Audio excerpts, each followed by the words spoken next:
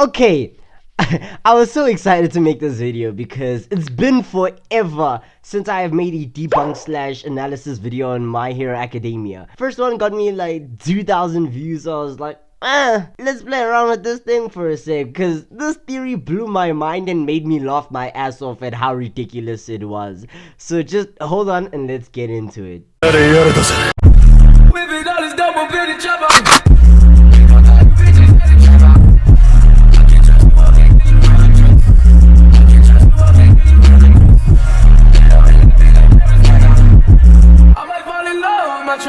So, this theory is discussed by Anime Balls Deep, link will be in the description, but it speaks about the possible idea of Bakugou traveling back in time for a series of reasons, but big twist of the story was Bakugou becomes a one-for-all user, specifically the second one-for-all user. You're smoking crack. Stop. Now, at first I laughed my ass off, and I'm still laughing till now, and it's been days after. Nah, like, I laughed my ass off without watching the video because, let's face it, once time travel is involved, shit hits the fan in a chronological degree. And I ended up ranting to my friend who sent me the link, and I was just debunking the theory in every single way I knew how. Until I ended up hitting myself with a question where I ended up thinking, and I was just like, okay, maybe I should actually go watch the video after all, just to see where this theory can go. So in this video, I will be discussing the theory as well as my debunk and my final thoughts on this theory in a form of a 5-star rating system. Now, let's begin with the theory. So, theory states that future Katsuki Bakugou went back in time using Aries' later developed quirk to tell the original one-for-all user to pass the quirk onto certain individuals in order to make Izuku the first one-for-all user to defeat All For One and Tomura Shigaraki, because Izuku would have mastered all of the quirks that are within the one-for-all. Now, it goes on to state that in this scenario, the heroes are losing the war against the Liberation Army and the League of Villains that Tomura Shigaraki has led, so they realize that they should send Katsuki Bakugou into the past to help hurry Izuku's development. Reason why they chose Katsuki Bakugou is because of Bakugou's childhood connection to Izuku being a perfect cover-up, because then Izuku wouldn't be so suspicious of anything and then end up fucking up the entire timeline. Now, at face value, this theory is already bullshit, but I'm gonna explain that later. What this theory decides to do is to give us references as to why they chose Katsuki Bakugou as the wielder. I mean, while studying this, I also came across a theory that states that Kirishima Ejiro also gets the one-for-all, but that theory that theory just made me laugh so hard. I was like, no, fuck this shit. I ignored it, and we aren't even gonna discuss that shit. Like, we're not. So we're just gonna be discussing this Bakugou getting the one-for-all theory.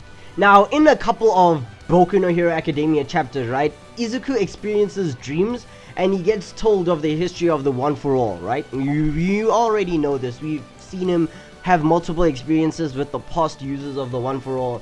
Now, one where this theory stems from is chapter 257, when Izuku has a lucid dream of the one-for-all original user, and in this dream, Izuku mentions how the second and the third one-for-all user were both hard to identify because they were too far, they were too distant, and then he also mentions that All Might is blurry. I assume All Might was blurry because he was still alive and the soul doesn't, like, trap itself inside the quirk as of yet. But anyways, in said chapter, we see a silhouette of the second and the third user. Now, in chapter 193 and 194, we can clearly see the silhouette of these two unknown users. The second one takes a strikingly, like, the resemblance it has to Bakugou is way too similar, and to be honest, it's actually mainly because of the hair and the collar, and then the unusual feature that the second user had, which is arm gauntlets. Now, if I put that image side by side with Bakugou, you can kinda already pit one against the other. Now, someone online actually drew a picture of how this Bakugou would look like, and it works so well. It's actually kind of scary, and it makes the theory more believable, but I'll explain my thoughts on that later. Now, the creator of Boku no Hero Academia is amazing and sneaky for this. Questions will always come up, such as why hide the second and the third user unless there's going to be a bombshell reveal to occur, and why he gave the second user a similar design to the current Katsuki Bakugou. And honestly, just to put you on edge, let me add this one note that had me it had me actually question whether this theory was accurate or not. So say yes, you debunked the theory, right? You would be able to explain the aftermath of Izuku's dream correctly, or you wouldn't be able to. So jumping back to chapter 193 and 194, after Izuku has the whole dream of the One For All history, he's suddenly awoken by a large explosion. Cue Megumin! Waga no Megumin! But anyways, what got me after that was like, sure, in the universe of BNHA there are like 7 billion human beings, and quirkless people are rare. So let's say that they would be 5% of the population, alright? So that means at least 350 million people have quirks. There is no ways that out of 350 million people that with so many quirks that there won't be a similar or identical quirk, even if there's no bloodline relation. So I was quick to say, oh, this is just another explosion type quirk, till I saw that both explosions, like the explosion that came out of Izuku, that came subconsciously, came from his hands. Now, to be honest, that was just that is speculation alone just had me thinking, okay, now I definitely gotta watch this video to see what this guy is talking about. So the second part of this theory surrounds Eri like a simp on an OnlyFans account. So it mentions that once a quirk has been awakened, it unlocks its full potential, and most cases can get absolutely broken. For example, this is a quick spoiler.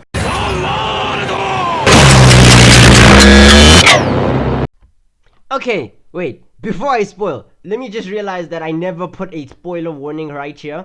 So I'm putting one right now, and skip to the time frame ahead if you want to avoid said spoiler, since the part that I used as an example hasn't been animated yet. So if you're an anime only watcher, just skip to the timestamp that's on screen right now. I am literally giving you less than 3, okay, I'm giving you 3 seconds, but not in Dio time, in normal time. So 1, 2, 3, spoiler starts now.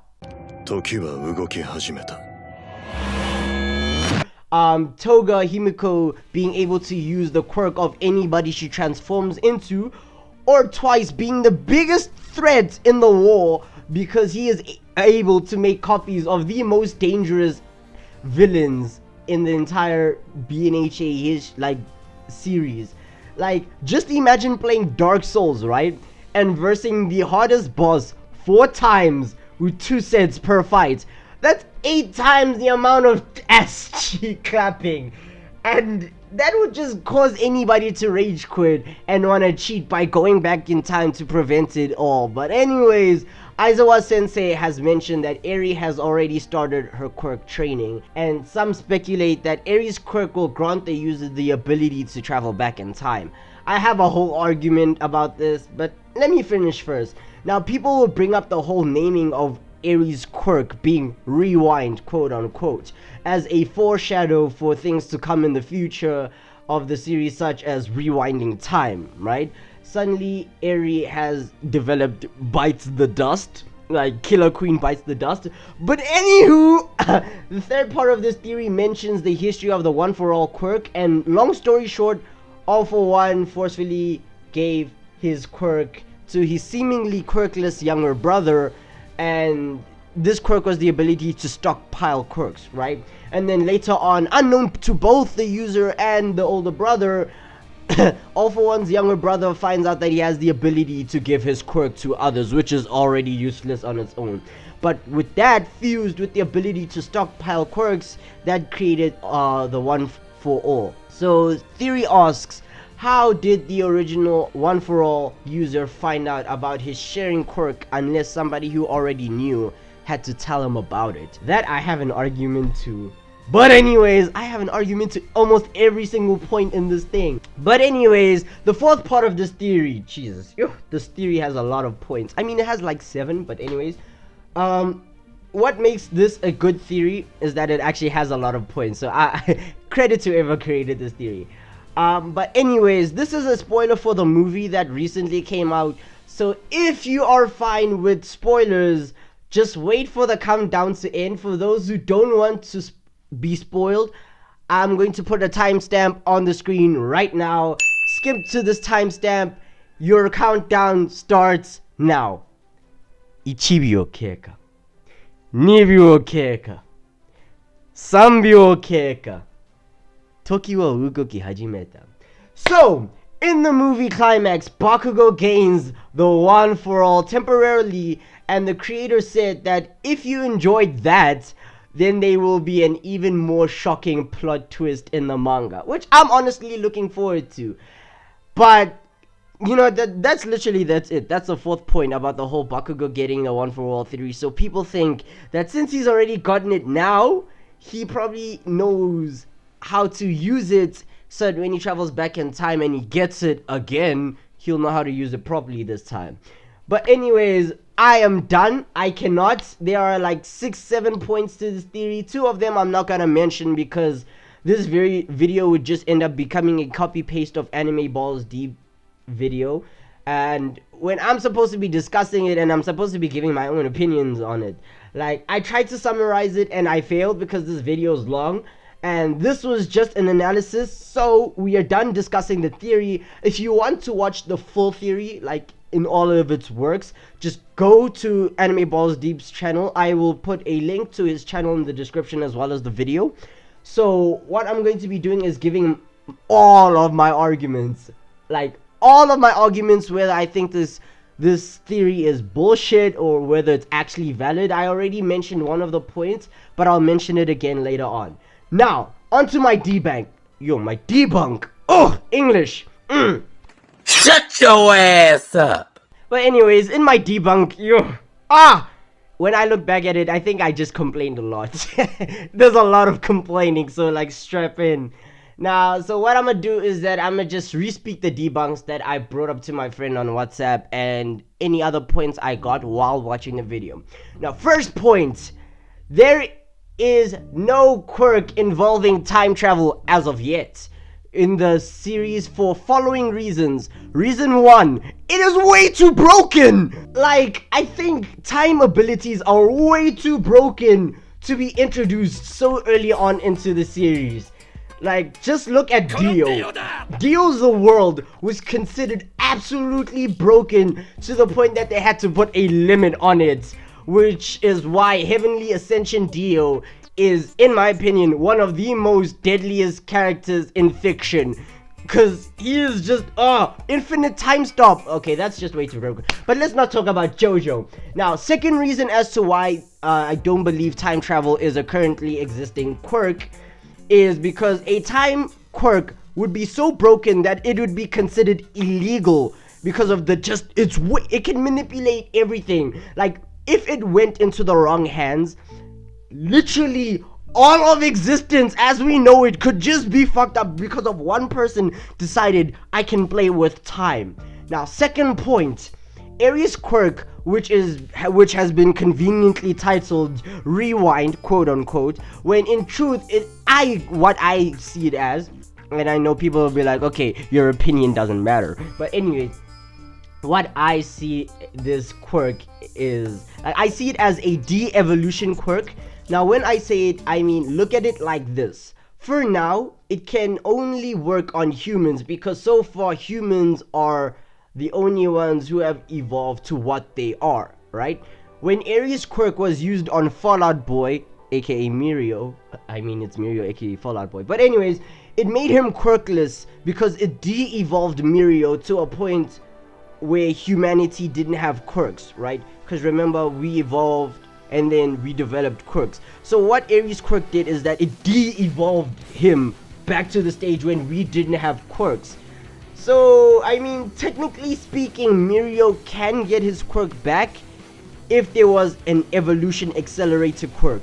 Now, this also could explain why Aries can't just rewind any and all of All Might's wounds, because it doesn't involve time, like, it doesn't involve evolution of any sort. And like already right now, I can imagine the arguments for this could be when Aries rewinded Overhaul's mutated fusion state.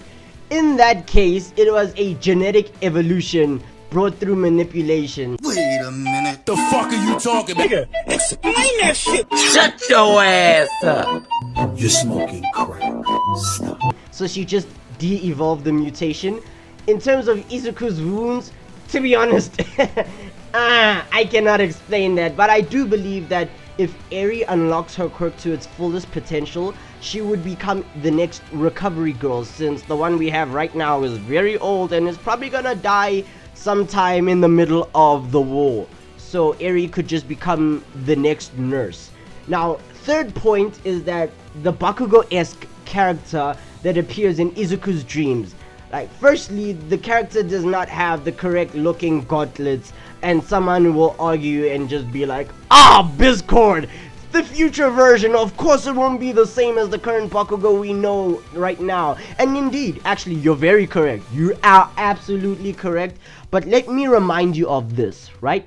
Bakugou had created the armor-piercing shot technique in his youth, meaning he could have spent all of this time improving that one technique so that he doesn't need gauntlets anymore, because the gauntlets just add extra weight and decrease effective mobility. So this AP shot that Bakugou has could have just been like improved. Bakugou could have just worked on it to find a more precise and effective method of a long-ranged attack, meaning he wouldn't need the gauntlets anymore, right? Now, fourth point is, while we're on the topic of hair, yes, it looks identical to Katsuki Bakugou in some panels, in fact in almost every single panel, but that can't be very credible enough because we have multiple characters in the series with the same looking hair. For example, Inko Midoriya, Izuku's mom, and Nana Shimura, which is All Might's mentor. All Might himself said that they have the same hairstyle or similar hairstyle, right? Or we can look at Katsuki Bakugou, who has the exact same hairstyle as Muscular, to the degree that some people even speculated that Muscular was Bakugou's older brother. just because they both have ash blonde hair, spiky hair, and they both have a weird aggressive attitude.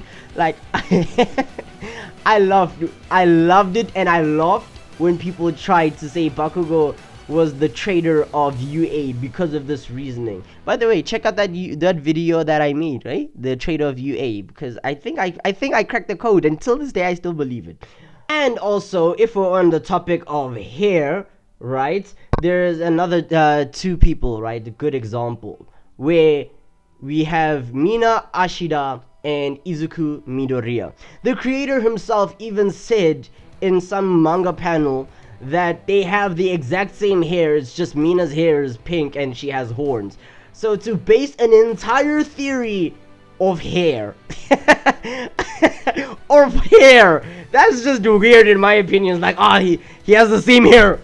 Got it! Time travel has to be involved. Let's make a theory about it. Okay, perfect. Now the fifth point is the quirk itself. So let's say Bakugou is the second one for all user, right? That would mean Izuku also has an explosion quirk, but it's stronger inside of him, yes? And we do see that in the example of the manga when Izuku is forcefully awaked by an explosion that he accidentally caused, right? An explosion quirk which he shot out of his hands. Now my counter to this is that I've said it before, right? In the universe of Boku no Hero Academia, there are like 7 billion human beings and quirkless people are rare. It's been stated. So, like, again, let's say 5% of the population is quirkless. So that means 3,350 million people have quirks. And you're trying to tell me that there's no ways that people won't have a similar or identical quirk. Like, even if there's no blood relations. That's crazy! Like, you can't tell me that Endeavor is the only fire user on Earth, minus Darby if he isn't a Todoroki. Like, you are willing to tell me that Todoroki's mom is the only ice user worldwide. Out of 7 billion people, Todoroki's mom is the only ice user. That's crazy! It works. It just works. Like, I understand. Bakugou's quirk is indeed special because it's a fusion quirk and it's the first of its kind in his family. But that does not mean that it's the only one of its kind worldwide. An explosion quirk may exist or may have existed at some point in time since the development of quirks. But this quirk didn't use nitroglycerine like Katsuki Bakugou. With this logic, I do believe that a time quirk user does exist, but they would get treated with utmost caution due to how hacked their ability is. They might even be killed like in Hamatora, where they made powers like an utmost secret and a national treasure, a forbidden quirk if you wanna call it that. Now, 6th point, while we're on the topic of a quirk, right? The theory mentions how the One For All user learned his quirk, right? When we look to the chapter in which Izuku had his first quote-unquote conversation with one of the One For All users, right? The user had told Izuku that a quirk is summoned by desire, by will. So, seeing as how the original user of the quirk wanted so desperately to just to defeat or stop his older brother All For One, it makes sense that such will would manifest a quirk's discovery. Like, the original user would have realized that he's too weak to defeat his older brother on his own, and he would have wanted a stronger fighter to go up against All For One. As to how the original user knew that the power had to be transferred via DNA transmission, I feel like that was just convenient plot. It was instinct, just as I'm pretty sure Stain didn't just lick a random person's blood to learn of his quirk. His quirk's existence was programmed into his mentality, and this creates a sort of persona that he has. For instance, Toga Himiko has always had an unexplained attraction to blood, right? After she played around with more blood, she had ended up like discovering what her quirk was. So the same could be said with the original One For All user. I honestly believe that a person's quirk determines their personality. For example, Bakugou having an explosion quirk met with an explosive personality, or Todoroki being cold and distant but extremely hot-headed when it comes to certain situations like his father issues. Cause let's be honest, I don't think Stain was just like, hey bro, you're bleeding? I wonder how that blood tastes like. And then you lick the blood and then the person was suddenly paralyzed and was like, oh shit, new quirk unlocked. So yeah, that's all the debunk I have for this theory. Now, what do I have to support this theory? Defensive point number 1.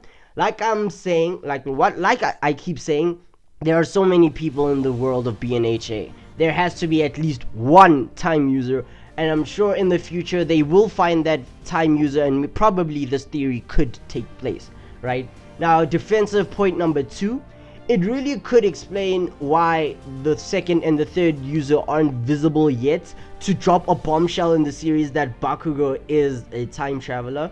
Now, defensive point number 3 is that the whole situation with the forced awakening that occurred to Izuku after his dream, the explosion was so coincidental, and at first I thought it was just the One For All power surge that comes like in the movie Two Heroes, right? We see that just the activation of the One For All is caused by, like, it just causes wind pressure. So I assume that Izuku just used wind pressure and it knocked all of his shit over.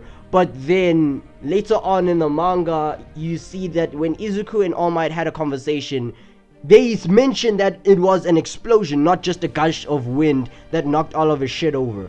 And that fact that it came from his hands and it wasn't discharged from anywhere else on his body, that really had me questioning the authenticity of this theory, because there was such a subtle detail that was placed, and it was not placed for no reason. So consider that a factor. Even though I tried to debunk it, I can't help but still think about it till this day, because it's just so convenient, right? And that's all I have to argue against the theory and with the theory. If you bring up any points in the comment section, best believe I'ma argue against them.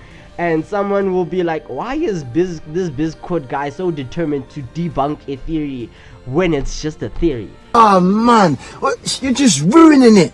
Look at my lips, you're ruining it. Ruining. And to be honest, there's no reason.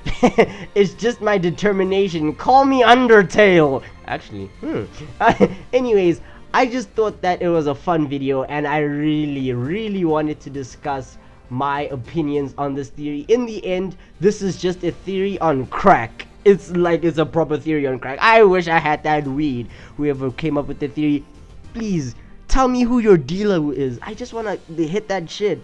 But anyways, I really enjoyed hearing about this theory, and to be honest, the BNHA movie may have ruined the franchise. It may soon ruin the franchise, and I'm gonna make a separate video about that. It's gonna be the one that's dropping after this one. And yeah, if you want to watch that, just sub to the subscribe button and hit the notification bell so that you can get notified on when I update on that video. Now, anyways, this is the end of the video. I hope you enjoyed watching, and I hope I fought your boredom. Where do you stand with this video? I would rate it 1 out of 5 stars, but actually nah, let me bunk it up to 2 stars because I really enjoyed it. I appreciated all of the effort that was put into making this theory, and I really just appreciate how much is in this theory, like how much depth is in it. The fact that it made me consider that this theory was actually plausible is what's making me give this thing at least a 2 out of 5 or a 3 out of 5 rating. But once again, I originally thought this theory was speaking out of its ass, but it's just a theory. A film theory! And cut! But seriously though, I love this concept so much. Now, before you leave, once again, don't forget to sub to the subscribe button and hit the notification bell as I post a new video every single Saturday GMT at 2:30 p.m. Also, check out and subscribe to Anime Balls Deep if you haven't already, because I wouldn't have made this video without him. So I thank him for this, and comment on what you thought. I expect so many dislikes for this, just like the original Bakugou death debunk. But anyways, let me know if after this you still believe the theory, or you believe that the creators hit the best blunt in history, and that you also want some of that stuff. And also, don't forget to Delaware smash the like button. I know that's very cringe, but anyways, I hope to see you again in the next video. This has been BizQuirk signing out. Thank you all for watching. Bye.